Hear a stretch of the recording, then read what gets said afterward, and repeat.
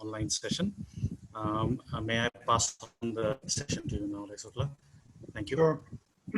Yeah. Thank you, Bhaskar. And hello, everyone. Welcome to the session. So we have about an hour and 15 minutes. I think that's right, Bhaskar. Hour and 15 minutes, hour and a half, something like that. So we'll do a little meditation and motivation at the beginning, and then I'll present a little bit about anger, different aspects of anger, and then how to practice some antidotes to reduce and eliminate anger. And we'll look at a few verses from different traditional Buddhist scriptures. And then we'll do a little bit more meditation, and then have some time, I don't know, 20, 30 minutes for question and answer at the end. So yeah, that's kind of, well, probably not 30 minutes, maybe 15, 20 minutes for question and answer at the end. We'll see how far we get in the presentation. So let's, to generate a positive motivation, just kind of sit comfortably and relax wherever you are and try to focus your mind a little bit.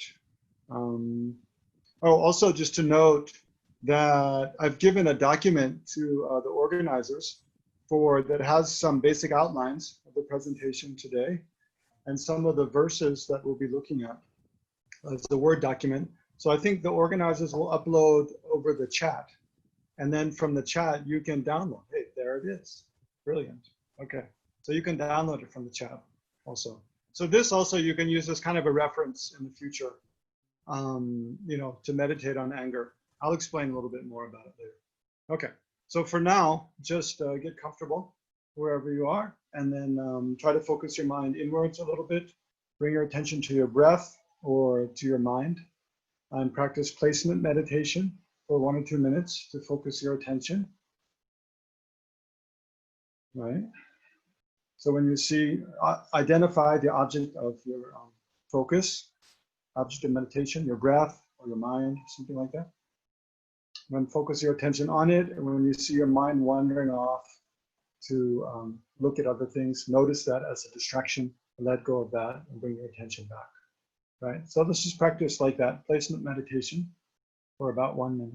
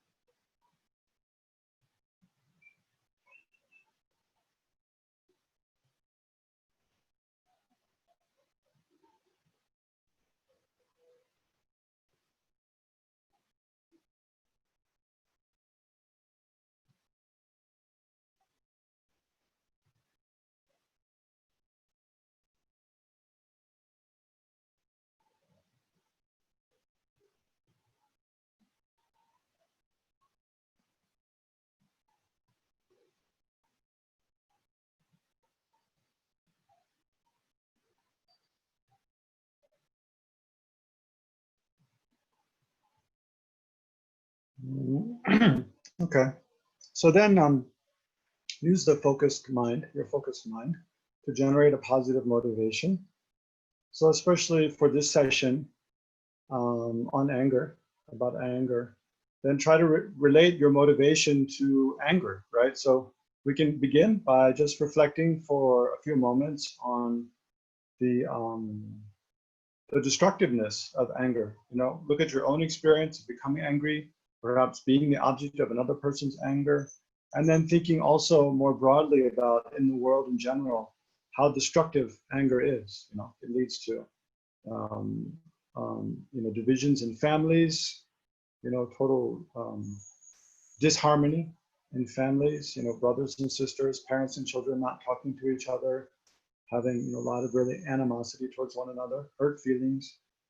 So it destroys families, leads to destruction in communities between different groups, different racial groups, different religious groups, different economic groups, and leads to violence between groups, violence between countries, leads to so much destruction, right? Mental destruction, physical destruction. So spend a few minutes thinking about all the destruction of anger, and then generate a wish, to do something to reduce that, beginning with oneself.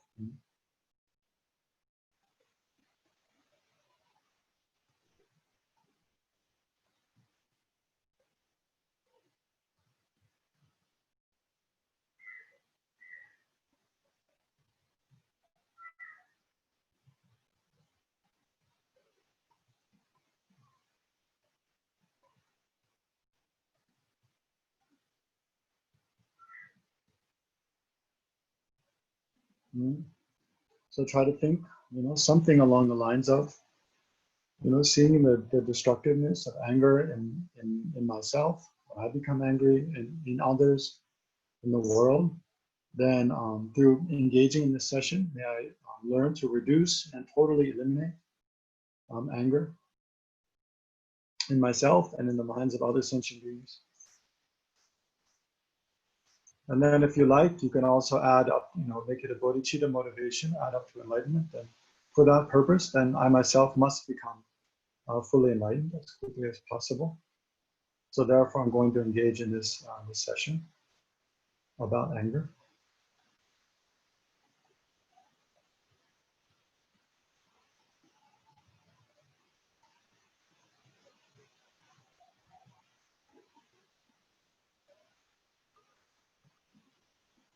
So then we'll recite the refuge prayer in Sanskrit that's found at the beginning of the Lama Chopa Puja. Namo Gurubhye, Namo Buddhaya, Namo Dhammaya, Namo Sanghaya. Yeah, as a way of going for refuge to the Guru and Buddha, Dharma, and Sangha at the beginning of the session. So if you like, then visualize the Shakyamuni Buddha in the space in front of you. If you know more elaborately the refuge field, you can visualize that. Otherwise, you can just visualize Shakyamuni Buddha, or even just a ball of golden light that represents whatever positive, like enlightened being that you have faith in. And then reflect on your motivation and the ability of the Guru and the Buddha to help you and other sentient beings to be free from suffering and to have every happiness of the full. To generate the mind of refuge and faith. So then we can just briefly recite the refuge prayer in Sanskrit. Namo Namo Sangha,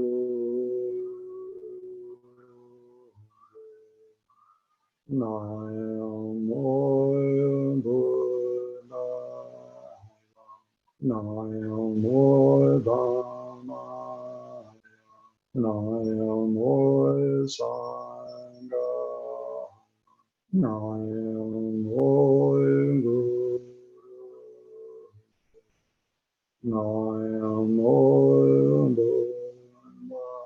Namo Buddha,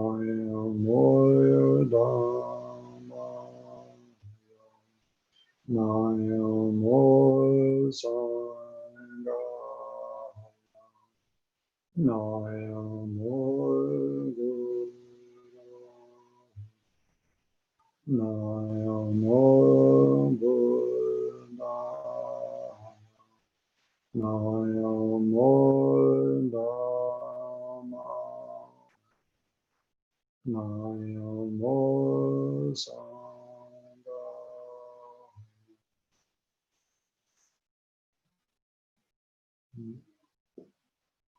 Okay, so then we're going for refuge. So so then I'll talk a little bit about anger. So generally, whenever anger is one of the afflictive emotions. It's one of the three root afflictive emotions. that are taught in Buddhism. The root is ignorance, grasping at inherent existence, and then attachment, and then anger. These are the three root afflictions.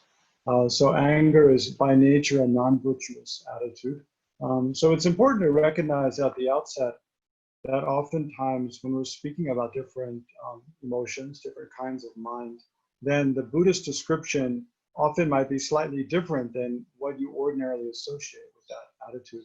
So often it's the case with anger, I think, that some things people ordinarily associate with anger is not really what Buddhists are talking about. So it's important to just pay attention and that's why at the beginning we'll define, we'll define like what are we talking about? What do we mean by anger in this context? And then look at so the main strategy here is that I have planned is to look at the definition of anger and then some of the main characteristics of anger that are all like negative aspects, negative qualities of anger. And then look at how we can apply different antidotes, think in different ways to reduce and eliminate anger with regard to each of those specific characteristics that anger has, right? So by understanding anger, so with that, whenever we look at any afflictive emotion, we need to first define it well, and then look clearly at exactly what it is, right? And the best place to start is always with our own experience, right? So to understand more about anger, there's basically 3 or 4 ways to kind of deepen our understanding of what anger is. The best place is always to start with our own experience, right? When I get angry, like what is that? What's going on in my own mind? So to do that, when we're meditating or just sitting and reflecting, we think of times in the past when we've gotten angry. Start with, and it's best not to start with the time like when we got the most angry we've ever been in our whole life, because likely we'll just start getting caught up in getting angry again, right?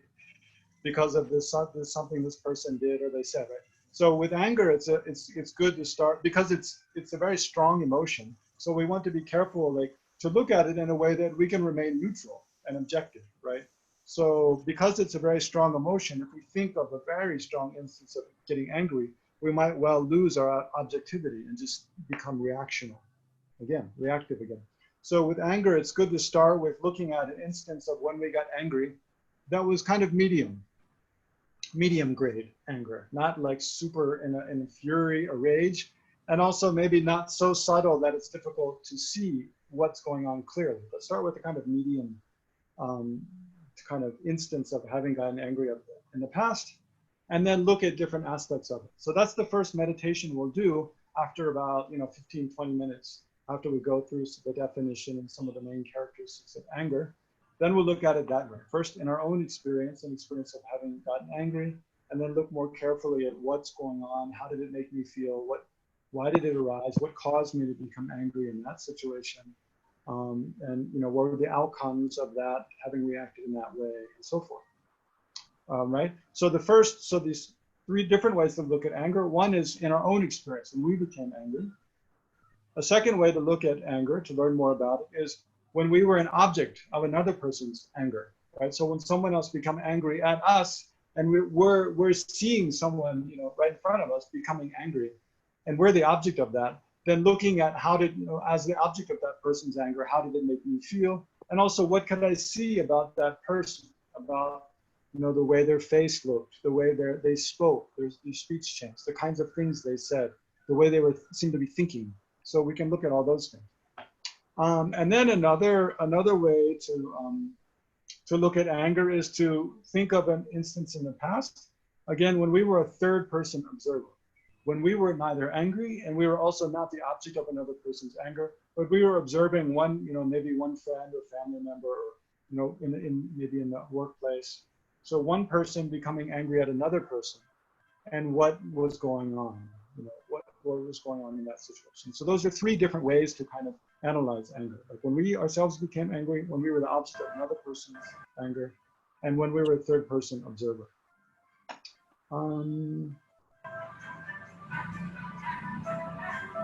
And then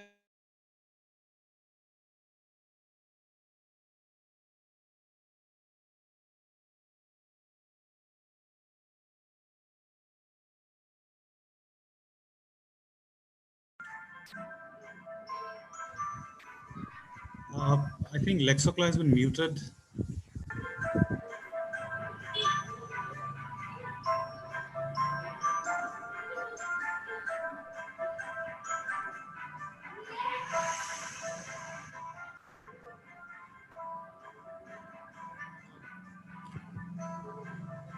Can everyone mute their audios, please? And Lexocla, I think your audio is on mute. it's muted.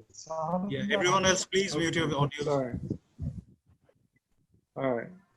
I was just saying, don't get angry if anyone unmutes themselves and has weird music playing in the background. So anyway, I was saying, I want to show you this website. I'll just show you very quickly. It's made by Paul Ekman. He's a famous psychologist in the United States. Ale, the host, I need to host, you need to enable my screen sharing if I'm going to share anything. I think that's Fariza.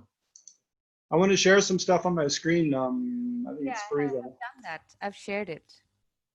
Oh, great. Okay, there it is. Great. No, I didn't, not the document. This is something else I didn't tell you about. This is a surprise. Okay, so this is this, it's called, this is this website, you should check out later. I'll just show you the anger part now. It's called Atlas of Emotions. Maybe we can send a link to the chat, I think, but you can see it here. It's called Atlas of Emotions. So this is a project, you see, supported by the Dalai Lama. Basically, His Holiness Dalai Lama asked this team of psychologists, Paul Ekman and his daughter Eve Ekman, to create this website that's kind of like a map of all the different emotions. Many of the fundamental emotions we experience, right? So it's a great resource to learn about. And this is more from the perspective of Western psychology, right? So let's just look at anger as an example real quick. We'll click on begin. And then you see here at the bottom, there's this 5 different fundamental emotions. So I'll click on anger. And then, okay, so it says here, someone gets angry with you on the left, then the arrow, you feel anger. And then, for example, you argue. So that's, and then along the top, so the introduction and then timeline. This is the timeline. So now we look at our experience. Click on experience. So we experience anger. So here's a nice little definition of anger. Oops. Oh, where did I go? Hold on. Oh, what happened? I lost it. Oh, yeah, here.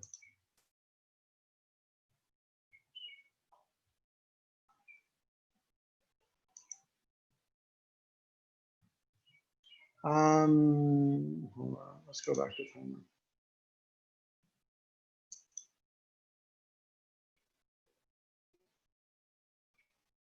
Okay. Now I'll go to experience again. Anyway, the definition, there's a nice definition of anger there, but it's not coming up. See, and then these are different kinds of anger, ranging in, here, way over on the left, it says, anger can be felt mildly, extremely, or somewhere in between, right? So there's different ranges of anger. Tap on the shapes above to learn about a few of the states we can experience. So these are all different states of anger. From on the right, fury is very intense. And then annoyance is very mild. And then there's all these in between: frustration, exasperation, argumentativeness, bitterness, and vengefulness. And then just to give you an example, like say we tap on annoyance, there's a very mild anger caused by a nuisance or inconvenience. Whereas look at like frustration, anger caused by repeated or strong nuisance, a repeated or strong nuisance, right? So this is just to give you an example of, yeah. And then there's a kind of different responses you can have to be suppressive, be passive aggressive, dispute, insult, quarrel, scream, undermine, and so forth. And each of those have a little description that goes with them, right? So this is just kind of a cool resource, yeah, for you to know about. Okay, so now let's look at kind of the outlines I made that I shared through the chat. So this is just some outlines all about anger. So first, you'll see I have first the definition and main characteristics of anger, and we have A through K. So each of these is like one of the aspects of anger, what anger is, and what are some of the causes, what are some of the effects of it. And then here on the second outline heading, major outline heading, is ways to reduce and reverse anger by practicing patience and loving kindness. And then again, we have A through K, right? So these correlate. So like A in the remedy part, it correlates to A in the first part, in the characteristics of anger. So I'll just show you. So this is, we won't be able to get through all of this in the time we have together, but we can go through the first few main points. And then you can use it later then as kind of a guide to how to meditate on. In the first part, understanding anger, and then in the second part, generating different kinds of antidotes that address and reduce different aspects of anger, right? So let's begin with the first part is the main definition. Anger is, well, first of all, like I said, it's a mental factor. It's a mind, it's a consciousness that exists in our own mind. And the way it focuses on the unpleasant aspects of the object, right? So the objects of our anger can be, right? So what are the different, things we can get angry at, right? Or there's different ways to divide the objects. Like we can get angry at a person, and that person could be ourselves. We can be angry at ourselves, or we can be angry. People are different, but we can get angry at an inanimate object. Even like our laptop. Say our laptop all of a sudden seizes up, or it's taking a long time booting up, or something. We can get angry at our laptop, our phone, our car, all kinds of inanimate objects. And then we can get angry at our own thoughts, for example. So anger isn't necessarily directed towards another person. It can be directed towards ourselves. And it's not necessarily directed towards the person. It can be also directed towards an inanimate object. Yeah. And you could find, it's often, especially if we become very habituated to becoming angry again and again and again, then it can be, in the case that it's like anger just becomes like a baseline attitude where we're just kind of angry at nothing in particular. And so that whenever anything happens, we automatically respond, with anger very quickly, like that. Okay. So one is, yeah. And then how does the anger focus on its object? It focuses on the unpleasant aspects of an object. Right? So when we're angry at like ourselves, it's not like we're looking at our positive qualities and things we like about ourselves and we're getting angry at those. Rather, we look at some mistakes that we've made, or things that we see as faults, or things that we see as unpleasant aspects, problems about ourselves. And the same with another person. When we're angry at another person, usually actually we're looking at some specific behavior of that person that we don't like, that we find unpleasant, right? It's not, when we're angry at another person, it's not that we look at things we really like about them and things that they've done or said that we really appreciate and enjoy, rather the opposite, right? We look at things we don't like that appear very unattractive and unpleasant about the other person. So whether the object of our anger is another person or an inanimate object, we focus on the unpleasant aspects and things that we don't like about that, right? At the exclusion of anything positive. Right, so this is the first important aspect of anger, is that it focuses exclusively on the unpleasant aspects of the object of anger. And the second thing then is it exaggerates those, right? So if, we might have been friends with someone for a long time, or been, part of a sibling, or, part of the same family with someone for a long time, and built up, a lot of trust, a lot of, enjoyed a lot of good times together. But then in one moment of anger, they do something or say something we find very hurtful that we really don't like, and we get angry. In that moment of anger, we easily lose perspective, right? We easily lose sight of all the good times we had together, all the positive experiences we had together, all the things we like about that person. And when we focus exclusively on the thing that we don't like, right, about the person, and then we exaggerate how bad that is, right? So it's like the perspective of looking at the negative thing that we don't like about the object of anger, that takes over our whole vision, and we can't think outside of that. The more angry we are, the more difficult it is to think in any objective way. The more distorted our thinking becomes, and the more distorted our perception becomes, such that we see only the negative and we exaggerate how bad that is, right? In the context of our whole life, in the context of the whole world, this, this thing we're angry at that moment seems like all consuming, all important, right? So that's another aspect of anger. And so each of these points, it's very important. I'm not mentioning in a way that I'm saying you should just believe this. You have to accept this. This is the way it is. Rather, I'm explaining in the sense that this is what, the Buddha and past Buddhist masters, and also, many people who even, in modern psychology, this is how many people explain about what anger is. But it's important for each of us to analyze our own experience, in order to come to our own conclusions about whether these statements are true or false, right? That's what gives us authentic understanding, authentic knowledge, and clarity, really clarity in our minds about, because for most of us, why do we want to learn about anger? Because it's a problem for us, right? It's something that, we see causes a lot of suffering in our own lives, disturbs our own mind, and we need to deal with it. So in order to build up the mental strength and determination to really, on the one hand, want to do something to change our own habit of becoming angry, we need to know clearly about what's going on. On the other hand, to have the wisdom to be able to do something, to change the way we react to different situations so that we don't get angry, we have to have deeper understanding, right? So understanding is all important. And understanding comes not just from hearing someone say something and just thinking, oh yeah, that's right.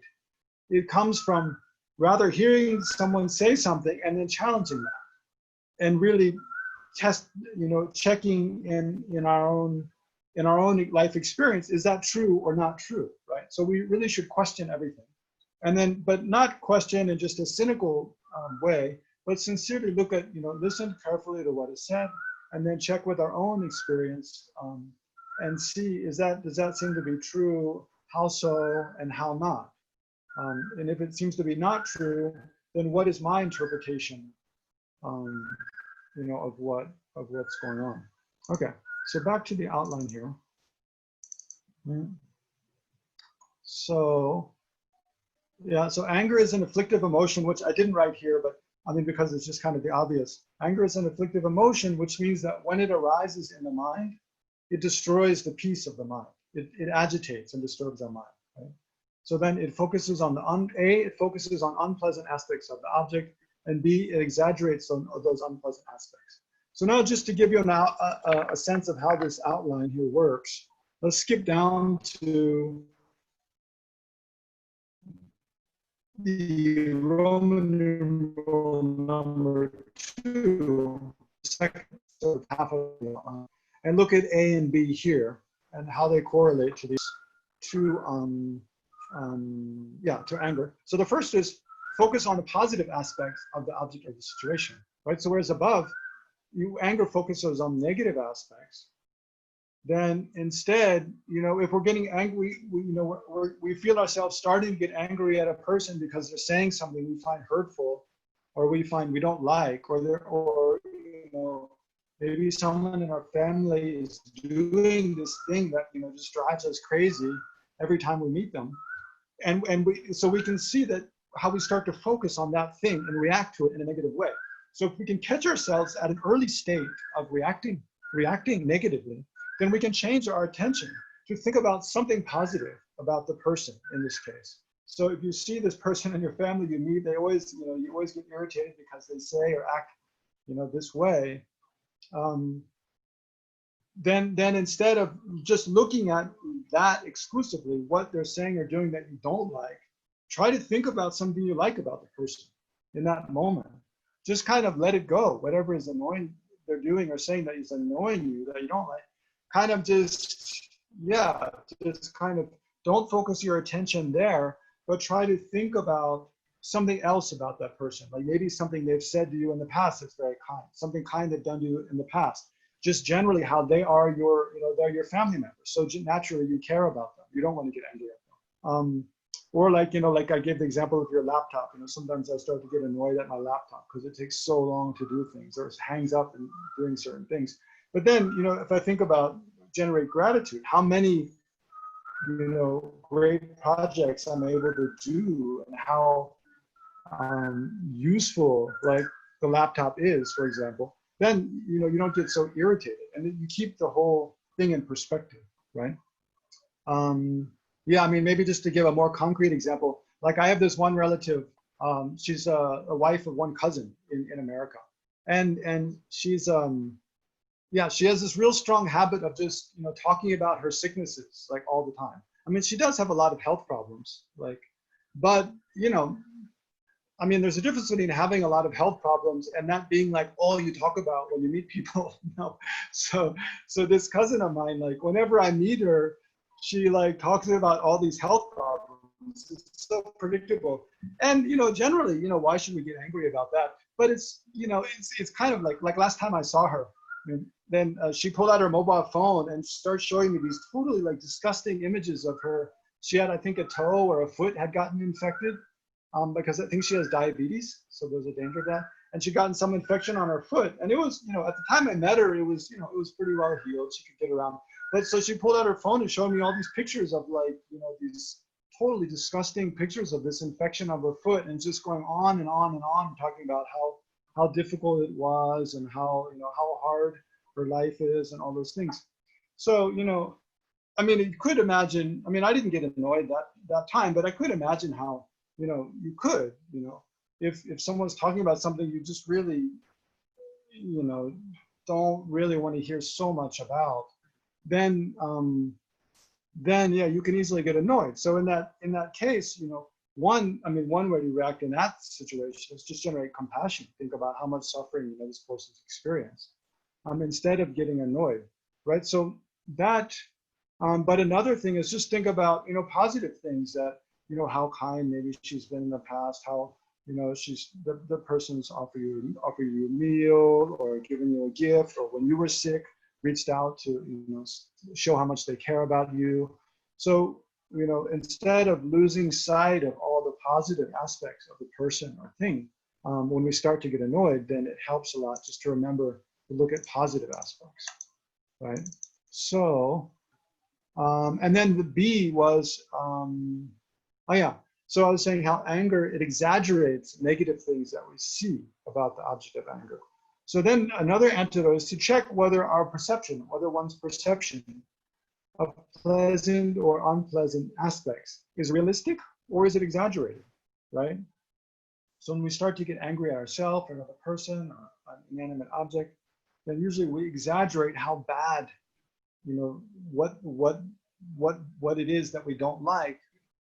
We exaggerate how bad it is, right? So, one is just to put one's own perception in perspective by not just keeping our mind focused only exclusively in the present moment, but by trying to think in a more broad way about, well, how bad is it really? This person that's saying this, is it really that big of a deal? The person who's harming me, is it really that bad? Like a mosquito biting you, okay, it might, if we don't think, we might just react and think, oh, I just don't want that mosquito to bite me. It's like the worst thing. And start to imagine how, we're going to get malaria or typhoid fever or, But another way to think would be just be like, okay, well, if it bites me, it's just one little pain, for a few seconds. And then the mosquito gets such a good meal. And then maybe it'll leave a little bit of sore for a while, but it's not that big of a deal, right? So to put the whole thing in perspective can kind of help be less reactive. And then, oh yeah, reflect on how one's perceptions are dependent upon one's own mind. I think I was supposed to, oh no, one's own opinions, one's own desires, and one's own karma, right? So these are three different ways to think. One is that, you know, as we get angry because there's something we don't like, someone is saying to us, well, us not liking that is often dependent upon our own opinion. It's not some objective fact that, you know, the thing happening is something that nobody likes, you know, and everybody finds unattractive, everybody finds despicable or unpleasant. And so if we find ourselves starting to get annoyed at a person, it might not help to think how, well, many people like that person, and many other people that, you know, with our family, we often find, you know, like with my own mother or father, sometimes, you know, I remember when I was a teenager and other teenagers, you know, other friends come over to the house and our parents start to say something, to do something that I don't like, but my other friends, they find it completely innocent. You know, they're not, you know, they don't find it kind of something to be irritated at all. So we can kind of see that, think about from another person's perspective, is this something to really get annoyed with? And then how when we don't like something, that's dependent upon what we do like, right? So how our seeing things as unpleasant, seeing some things as pleasant, other things as unpleasant, it's totally relative. It's relative to our own likes and dislikes, to our own desires. So it's not that there's some objective reality to it. Whereas in the mind of anger, when we see something is bad, it seems like it's really objectively bad from the side of the object, right? And then another aspect is that, you know, especially when someone's harming us, someone's mistreating us, that the aspect of karma. Why is that happening to me, right? I mean, of course, there's the explanation just of things that are, you know, reasons, causes, and conditions that are restricted to this life in particular. But there's also, but then if you keep asking why, eventually, you know, the things of this life, they cannot explain why, you know, why that's happening to me. So then, I mean, there's different ways to explain, which I don't have time to go into now, but there's kind of like, it could be because of the will of the creator God. It could be because there's no reason whatsoever, it's just chaotic. And it could be because of karma, because we've created the causes, because we've treated other people in this way. And in short, we've created the causes to have this kind of experience, for other people to treat us like this. Not in this life necessarily, but in countless past lives, I mean, this is the Buddhist view, right, of karma, the law of cause and effect, is that we've created the causes to have this experience or to be treated like this. So actually, this person I see as an enemy and they're doing things I don't like, actually that's happening to me because I treated like someone like that in the past, right? And so, yeah, it might be something I find unpleasant, it might be something I don't like, but seeing that, then and if we can recognize this due to karma, or if we can analyze and find that, you know, the Buddha's teaching on karma is true, then it should remind us that I need to be more careful not to treat other people like this in the future, right? Not to create the causes to have this kind of harm befall me. So then it becomes a very powerful antidote to anger on the one hand, and also a very powerful something that compels us to be more mindful of our own actions and whether our actions are harmful or helpful, right, to others. Okay, we're quickly coming to the end of the time. Let's just look at a couple more aspects of anger and then do a little meditation. And maybe before we meditate, I can just take one or two questions to clarify anything I said that might be unclear. And then we'll do a little meditation first on just what anger is. Okay, so let's look at C here. Anger is unhappy and dislikes its object, right? So anger is by nature, you cannot be angry and happy at the same time. right? Anger is by nature a mind that's unhappy. Although you can react to anger with, you might have a feeling, it often comes with feelings of being self-righteous, being totally right, and the other being wrong, which can have a kind of pleasant aspect that goes with it. There's a lot of energy and power, strength that comes with anger. And that can also lead into like gloating and feeling like you won and the others lost, which can come with a kind of pleasant aspect. But that's not really like happiness and satisfaction. I mean, there can be a sense of self-satisfaction, but that doesn't lead to long-term happiness by any means. And on the other hand, most instances of anger, they actually are really disturbing to our mind and make us feel very, unhappy. You can see when you're angry, you don't enjoy being with other people don't enjoy being with you. You can't enjoy things you ordinarily enjoy, like eating or exercising, reading. Our mind is also often just totally distracted by, the thing we're angry at. We keep dwelling on it again and again.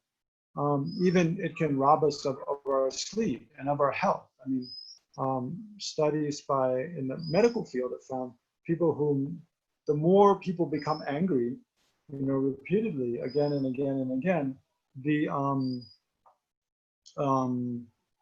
more detrimental it is to their health. The more prone they are to cognitive heart failure. It's very disturbing for your heart. And it is related to hypertension, high blood pressure, and other physical problems that then lead to your life to be shorter. So there's studies you can find online. I didn't organize any kind of references for this session, but that there's a direct correlation between more frequency of becoming angry and clear harm to your health, especially your heart. But also, anger destroys. Another drawback of anger, which I don't think I listed here, but it destroys our relationships. It destroys friendships you've built over a long time. Friendships and relationships with family that we've built up over a long time can be destroyed in one moment of anger. Also, success. Our kind of the possibilities you have in life. Like I usually mention that I used to go and lead meditation sessions at the prison in Bangalore. And most of the inmates there would tell me that they're in prison, usually for years, 5 years, 10 years, more. They're in prison because of just a few moments of anger. They become angry at someone and then killed someone or stole something or physically harmed someone, commit some crime, and then because of that, for years, their whole course in life is totally altered. That's an extreme case, but it can be the case that in our family, in one moment you get really angry at someone in your family and then you never want to speak with them again, you never want to see them again, and then it totally changes the family dynamic. It totally cuts off so many possibilities for you. All the family get-togethers maybe you are kind of ruined for you. Not to mention it just destroys trust. You can see in relationships with friends or at work, maybe this one, it can often be more helpful to remember how when we're the object of anger, someone gets angry at us, and it takes us a long time to really trust that person again, to really feel comfortable being around that person, to really, if someone, we know that someone's prone to get angry at us, then we feel like we have to be very careful about what we say, what we do around that. We can't just say what we really think or feel. So when we get angry at other people, it's the same for them. They don't feel safe around us. They don't feel at ease around us. Yeah. Okay. So then, I don't know. So here we are, D. Anger is something it wants to be separated from its object or harm and destroy it. It destroys the object.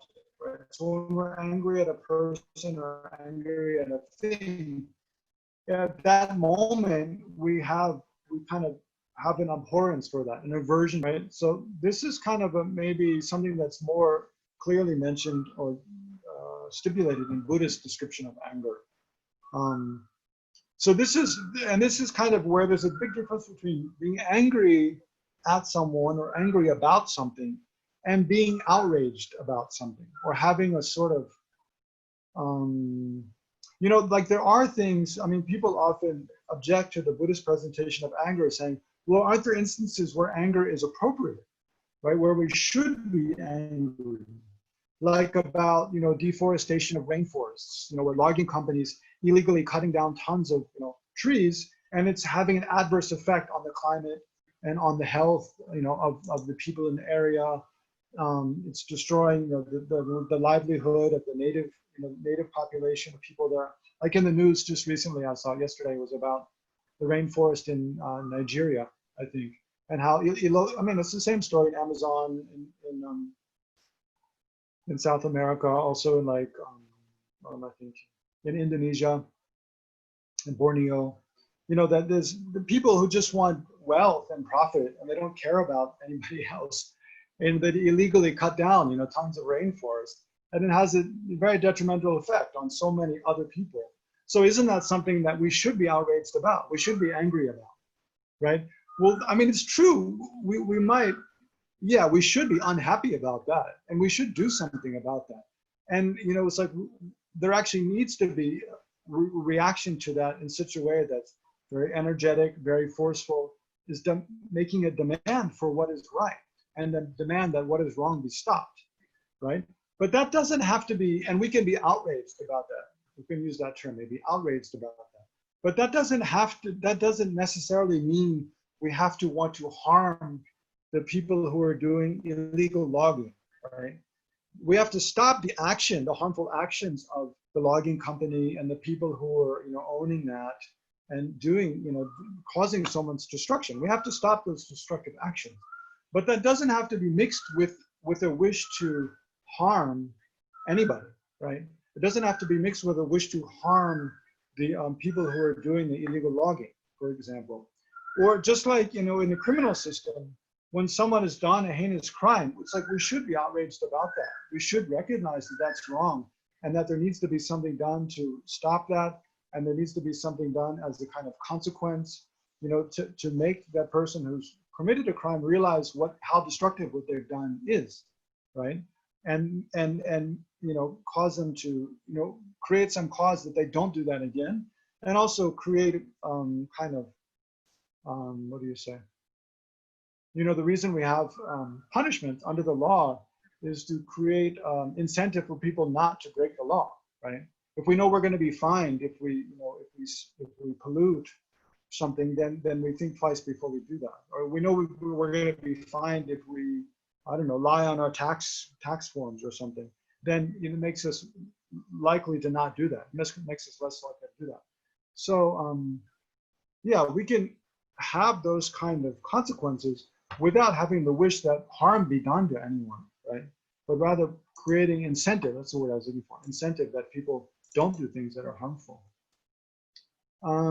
Yeah, so but anger entails, in the Buddhist context, anger entails wanting to harm or destroy, or at least be averse to and be separated from the thing we're angry at. So that's D.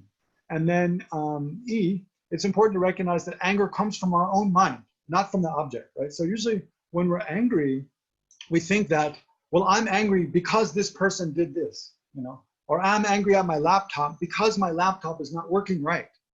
We put the blame on the object of our anger without taking responsibility for ourselves, for that anger is a mind, it's a state of consciousness that we generate.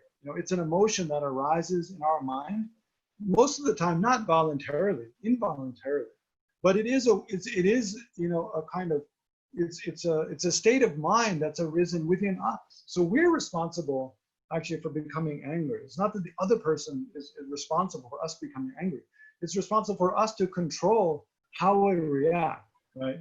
So the thing is, usually, when we get angry, we're usually just reacting in an automatic way, in a habitual way. It's not like we decide like, oh yes, now this person is saying this to me, and so therefore I want to get angry, at this person. It's not like that, right? It's just an automatic, instinctive response So why do we respond that way? Because of past habituation, because of our own karma, because of habituation through past lives, essentially, because we have the imprints of anger. And because we haven't, perhaps because we haven't reflected on, well, what is the most useful way to respond in this situation, right? So that's what we want to do here. Okay, so I think that's, I mean, there's a lot more to say in terms of these different aspects of anger. But, I mean, you can see we've only gotten up to E. I mean, I've mentioned F a little bit, the detriment to our body and mind. There's a few others, maybe no time to go through right now. So let's just practice for maybe just 3 minutes looking at anger, right? We'll just practice. So here, just looking, so what would you do? So get comfortable in your kind of meditation posture, wherever you are, in your chair or on your cushion. And yeah, we'll just practice. So we're practicing now so that you know how, basically, how to meditate in the future, in the next week. This will be your homework. When you have more time and you're on your own, you can spend more time doing this kind of analysis. But so get comfortable, calm your mind, focus your attention within. And then just like we did at the beginning of the session, you generate a positive motivation, wanting to learn more about anger in order to learn how to reduce and eliminate it for the benefit of oneself and for the benefit of all sentient beings.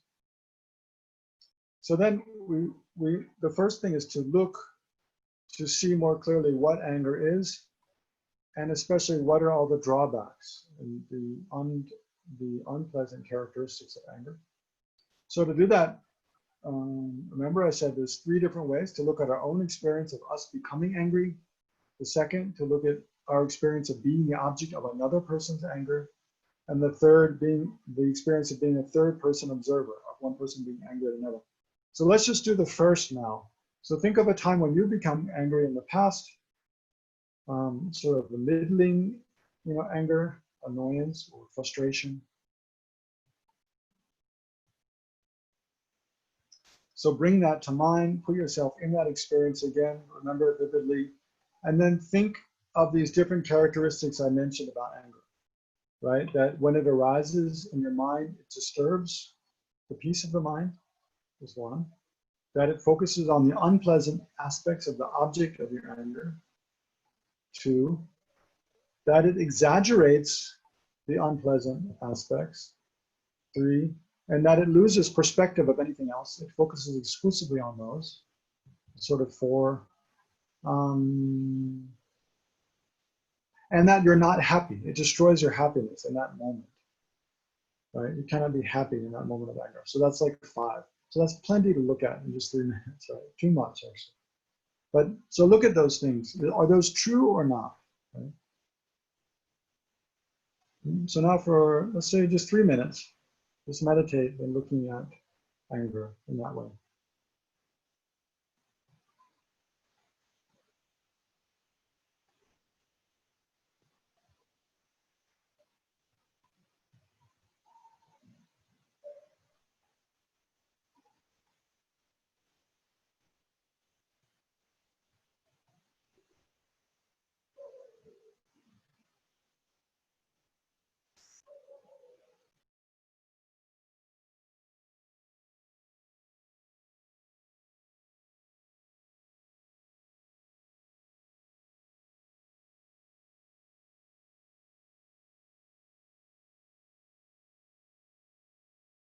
Masih ya.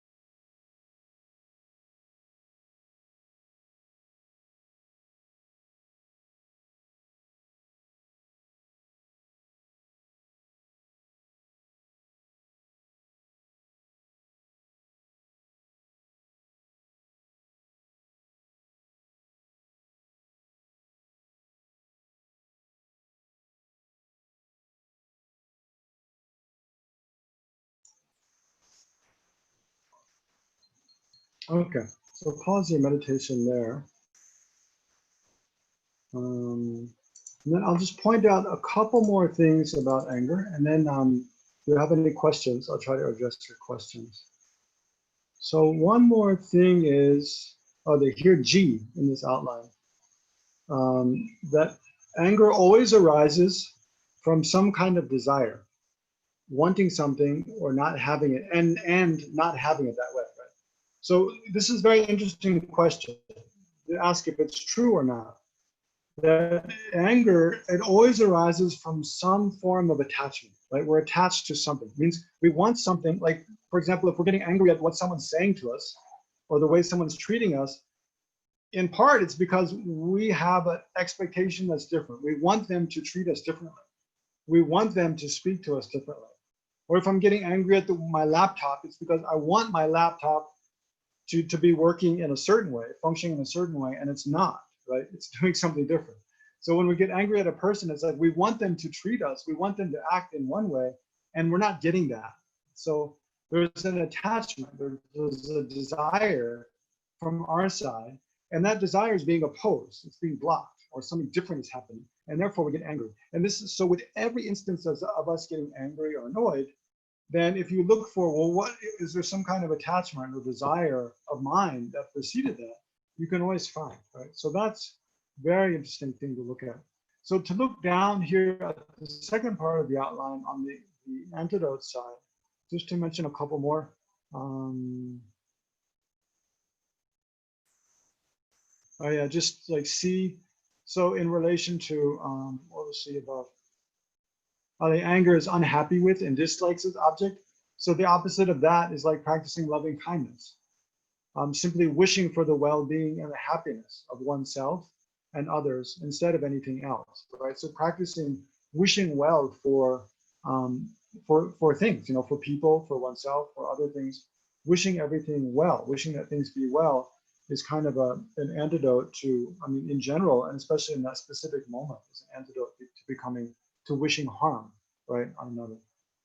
And then D, appreciate the need to learn to be tolerant and patient, right? The need for harm givers in order to develop these positive qualities of patience. So D above was that anger wants to be separated from or wants to harm and destroy its object, right? So D below is the antidote is to appreciate the need to have things go wrong, basically, to have people harm us, to have people mistreat us, not in a like a sadomasochistic way, but because we need to develop tolerance, we need to develop patience, the ability to endure difficulty, the willing to endure harm, and we need to learn to see the faults of anger, right? So to see our own anger, if everybody treats us really nice and everything goes well, we never really see the seeds of anger that we have within us, and so we don't do anything about it, right? So it's like we need provocation.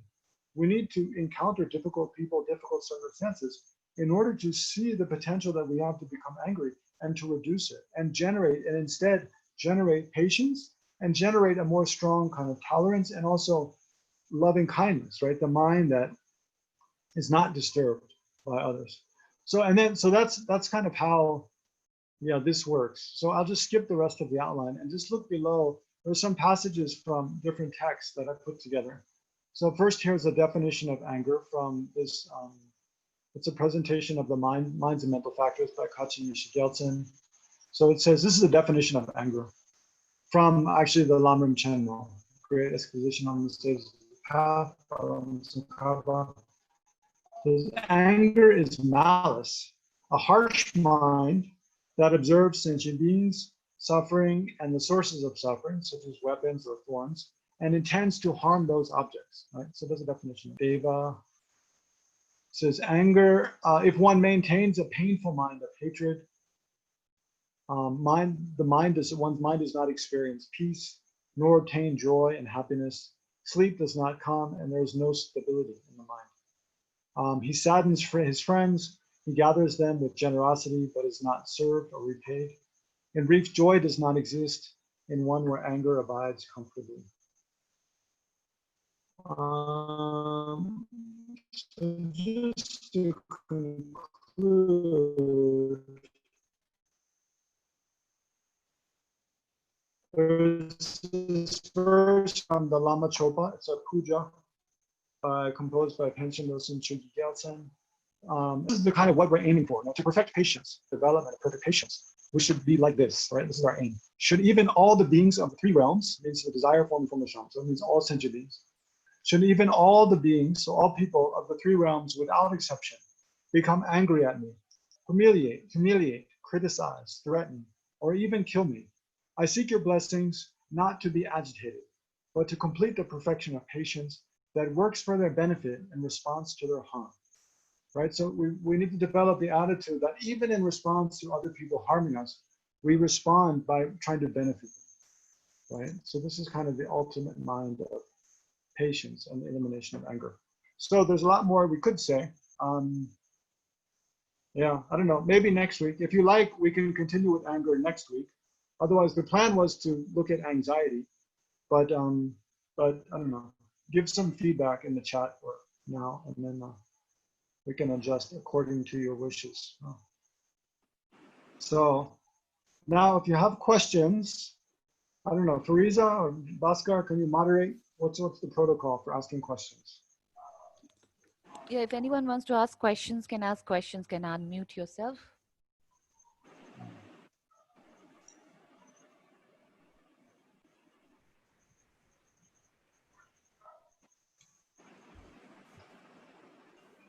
Zarina, you want to ask? You can unmute yourself. Thank you very much, Venerable Legtsok, for this teachings. So clear, very grateful. You mentioned an example of a person who often talks about negative experiences, and I was just wondering what you think of complaining behavior. Is it a type of anger? And then the second question is, what behavioral strategy would you advise to deal with people who often complain? You mentioned developing compassion. I can understand that it can change our view of these people, but the behavior of complaining might be there still. Yeah, that's true. Yeah, first of all, your first part of your question, is complaining a kind of anger? I mean, definitely, like, I mean, definitely when we're angry about something, it does cause us to complain about it, right? So like, like if say we check into a guest house or hotel room and like it's not clean and, there's a lot of noise and maybe we feel like they're charging us too much, we could get that, all of those things together could cause us to get angry about, that situation that we're in. And then definitely we'll complain. That'll lead us to complaining about that. Then we call our friend on the phone and tell them how terrible this hotel is. It's so dirty. It's so overpriced. So definitely when we're angry at someone or angry about a situation, that does cause us to complain. So I mean, so the same is true for other people. I mean, but like in the example I was mentioning, that person was, was not complaining out of anger. She was more complaining out of a kind of self-pity and sort of obsession with her own problems. And maybe, and also as a kind of habitual way of relating to people. Just, I mean, her way of relating to people is to talk about her problems, I think, a way of getting attention, or I don't know, maybe helping her feel that other people have a kind of sympathetic attitude towards her or something. So there's other reasons that people complain. It's not always anger, for sure. But then how to deal with other people complaining? Well, I mean, trying to change other people's behavior is one of the most difficult things to do in the world. So don't get your hopes up very big, very high, but there's different ways too. I mean, one is, of course, in order to prevent ourselves from becoming angry, yeah, compassion is really helpful. And then also, I mean, to think about karma, to think about why is this person acting in this way? There's oftentimes causes for their behavior that they themselves don't recognize, right? So, I mean, like Shantideva said, when someone when someone hits you with your stick, do you get angry at the stick or at the person, right? You don't get angry at the stick you've been hit with. You get angry at the person. Or I mean, these days, it's like if someone, smashes into your car with their car, right? And they cause a lot of damage to your car. Do you get angry at that person's car, or do you get angry at the person driving the car, right? You get angry at the driver because they're the one who's controlling the car, right? So similarly, when another person is, manifesting a behavior, acting in a way that we don't like, we shouldn't get angry at the person. We should get angry at the destructive emotions in their mind that control that person, right? That's really important one, important antidote. So in the case of complaination, we should try to think, a couple levels back. Well, what's going on in that person's mind that's causing them to complain? Maybe it's sort of low self-esteem. Maybe it's just kind of a pessimistic outlook on life. Maybe it's, a kind of self-pity. Maybe it's anger, but there's something disturbing that person's mind that's causing them to focus on these negative things in the world that's causing them to complain. And then also, so one is to look at the cause of the complaining behavior and then thereby generate, patience and compassion. Another is to look at the effects of the complaining behavior. I mean, our attention is drawn to that person complaining because it's disturbing us, right? But we're outside that person's mind. So think about if you're inside that person's mind, how much more disturbing it must be, how that person's outlook that's causing them to complain is also causing them so much unhappiness, right? So that helps us be more patient with it. But then how to change that person's behavior? Well, one is, try to bring the conversation around the positive things. Talk about the good side of things, maybe how good the weather is, maybe how this problem they have will pass away before long, maybe, some good things that's happening in that person's life. But that can also become tiring in itself. I mean, we've all had the experience of someone complaining and we keep talking about good things, and then for every good thing we talk about, they talk about 5 negative things, and we become tired after a while and just want to end the conversation. But another way, if you can, if the person trusts you or feel comfortable enough with you, is just to point that person's, be a mirror to that person. Just to say like, oh, I hear you complaining about this and this. Or maybe you don't want to use the word complain because they might be offended, but I hear you, talking about all these negative things. That must be really disturbing for your mind, Try to empathize with the person. And then ask them, well, is there anything you can find that maybe is the glass half full? Is there any silver lining to this story? Try to help them recognize that they're really looking at the negative aspects of the situation. And is there maybe a way that they can look at some positive? Is there a positive side? No. Is there a flip side to the coin? And I ask them to do that instead of just, you're yourself throwing out positive things, which then they just react to. Try to elicit, try to create an opportunity for them to think in a positive way, and maybe talk about some of the reasons how it's helpful to do that. So those are some suggestions. Thank you very much. Are there More questions? maybe one more question? Shubhangi, right? Yeah. Thank you, Venerable. Actually, all this discussion really made me absolutely aware of so many problems which normally we face. What I want to ask is it all right to think, like that person hurt me and now it's of course okay.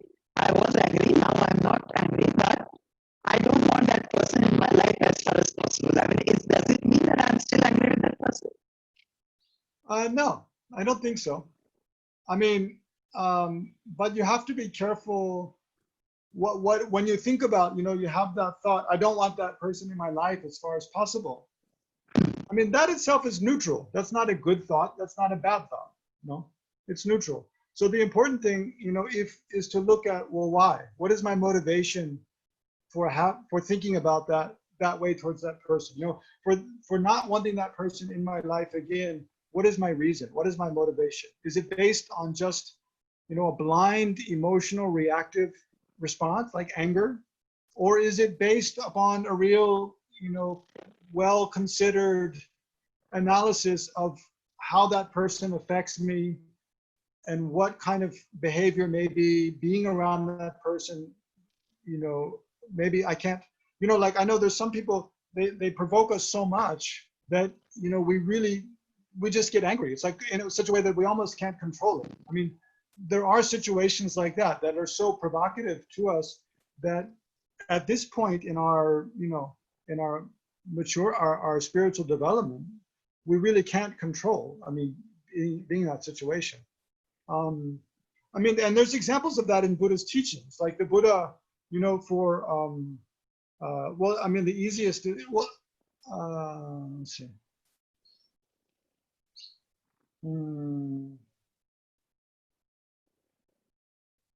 Well, I guess a good example is like, you know, if you know you have, like, say you're an alcoholic, for example, if you know you have such strong desire for alcohol, that if you're around it, you really can't stop yourself from drinking, then you're a fool to go to the bar, you know?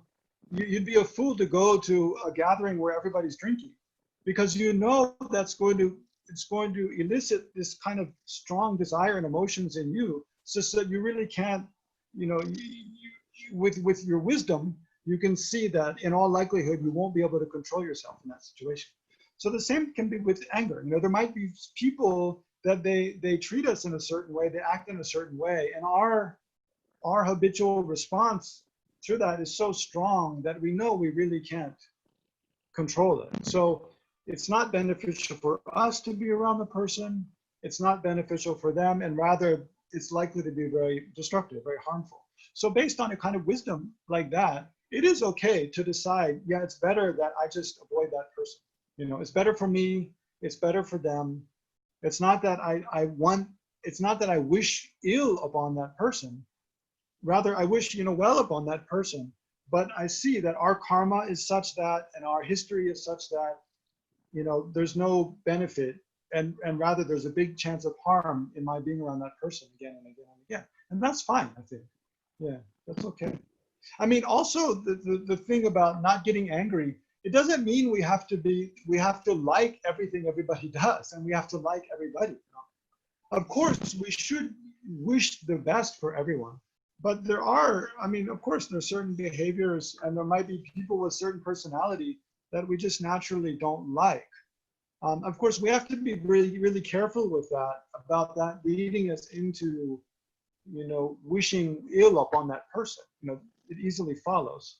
But, you know, wishing well for another person, you know, wishing that another person be happy, that they be well, that things go well for them, it doesn't necessarily mean that we really like that person and we feel close to them and we want to be around them. That's not, you know, that doesn't have to be part of that. Yeah. Bhaskar, Fariza, how are we doing? What should we do with time? Should we stop right on time or should we go over? I think we advertised till 6:15. I think. If nobody else wants to ask a question, I still have one more question. Can I ask?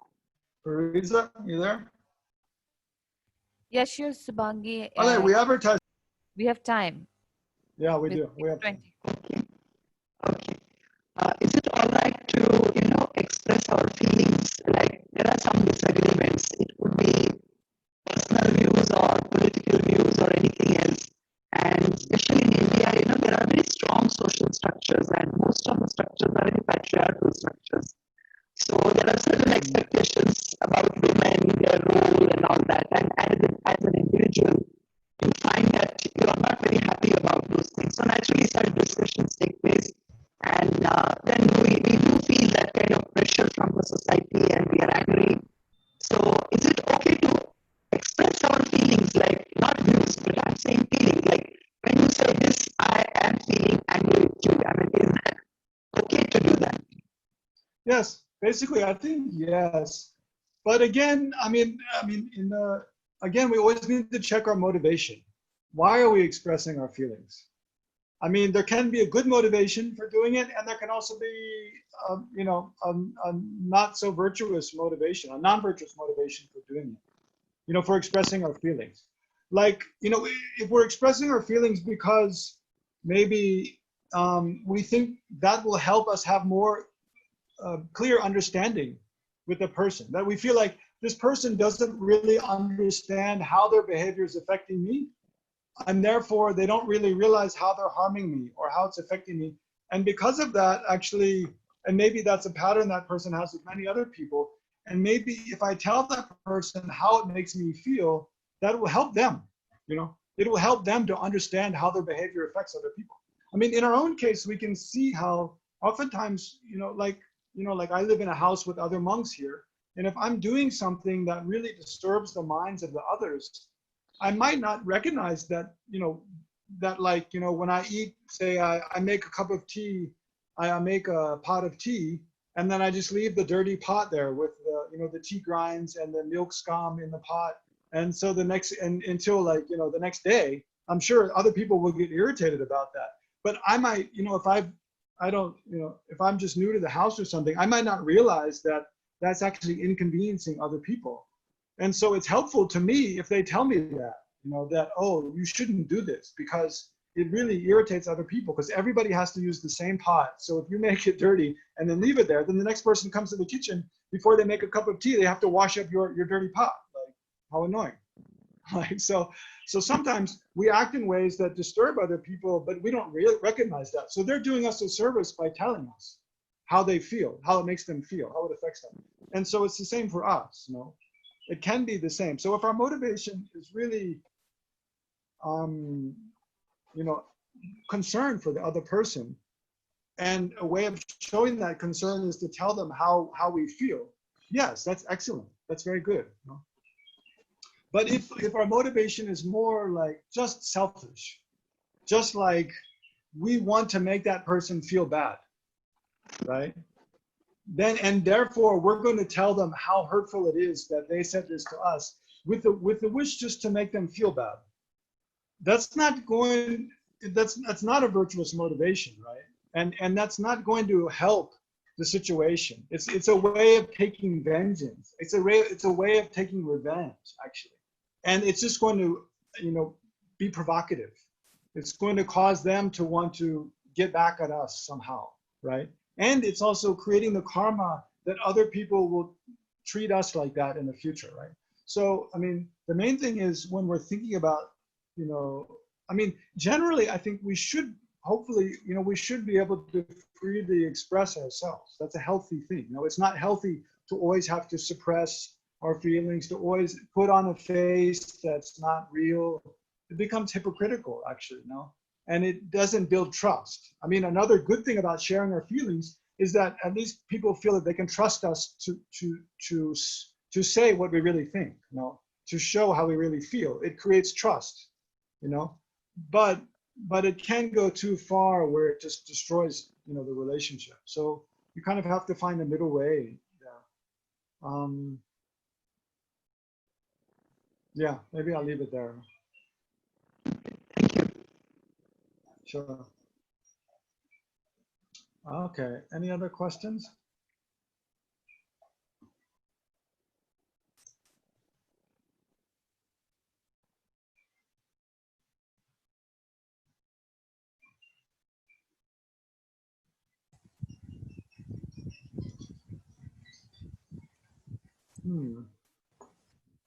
Well, if there's no more questions, look, Bhaskar looks like he's thinking of a question, brushing back his hair, scratching his head. I could ask you about your hair. It's looking nice. Yeah, thank you. Yeah, it's freshly shaved. I think we can proceed further. Yeah. We can proceed? Yeah. No, carry on. You're saying something. Well, I was going to say maybe we can spend a few minutes trying to meditate on the antidotes to anger. We can practice that. Yeah, that would be the next logical step. Why don't we have 5 minutes left, so why don't we take a few minutes to we'll meditate a little bit on antidotes to anger, and then we'll dedicate at the end. Yes. Okay. Thank you. Yeah.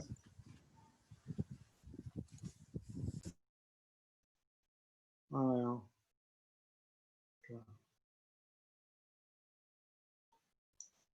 So, yeah, I'll just pop up instead of showing me. I'll show the list of some antidotes again, and then just explain how to meditate. So here, let's see. So here is this Roman numeral 2, ways to reduce and reverse anger by practicing patience and loving kindness. So here we went through these first few. Focus on positive aspects of the object or situation, and then check whether one's perception of the unpleasant aspects is realistic or whether it's exaggerated.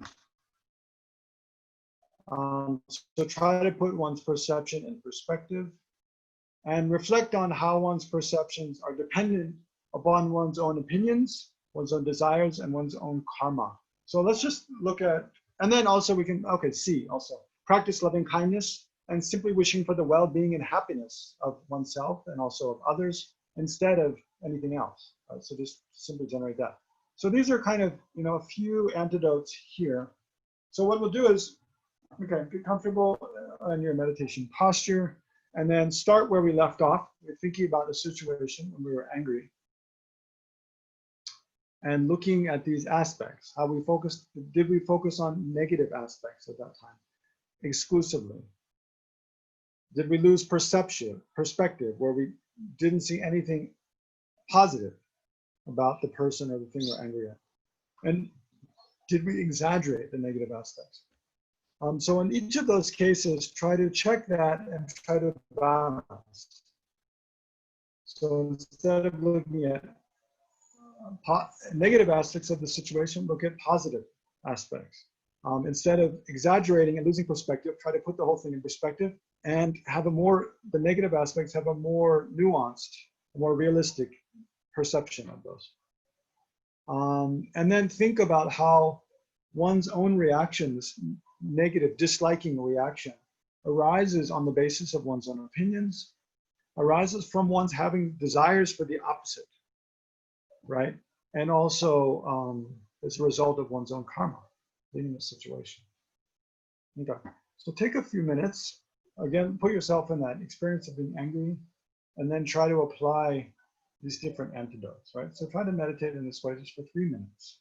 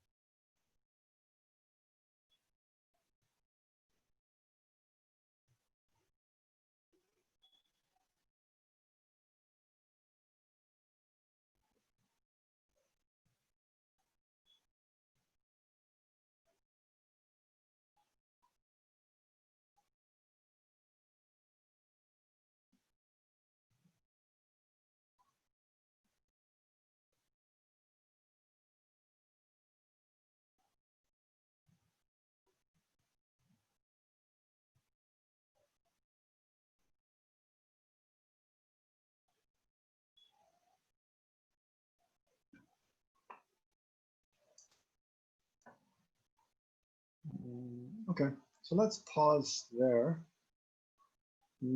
So again, these are kind of things you can meditate more on your own when you have more time.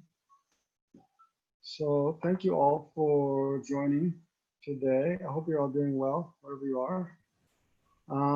So I'll just briefly dedicate and then pass it back over to Bhaskar. Yeah. So by whatever merits we've created, then may we ourselves and all sentient beings gradually reduce and totally eliminate anger, the cause of anger in our minds, as well as attachment and ignorance, all the fundamental causes of suffering in the world. So by this merit, may the Buddha's teachings continue to flourish everywhere, and all valid spiritual traditions may they flourish. Especially may His Holiness Dalai Lama and our other spiritual teachers, from whom we received everything we've learned about the spiritual path.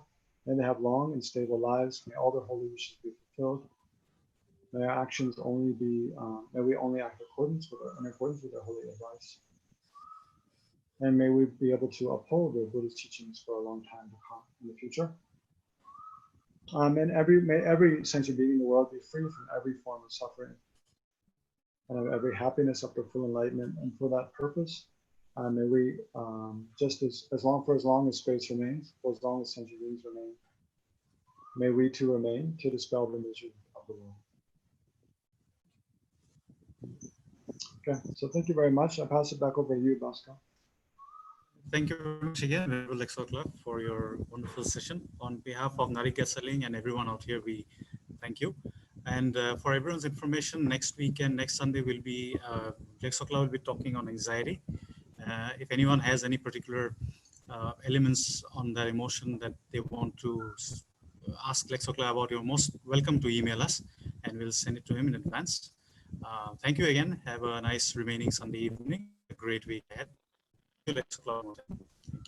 Okay, bye-bye. Take care, everyone. Thank you, Legtsok.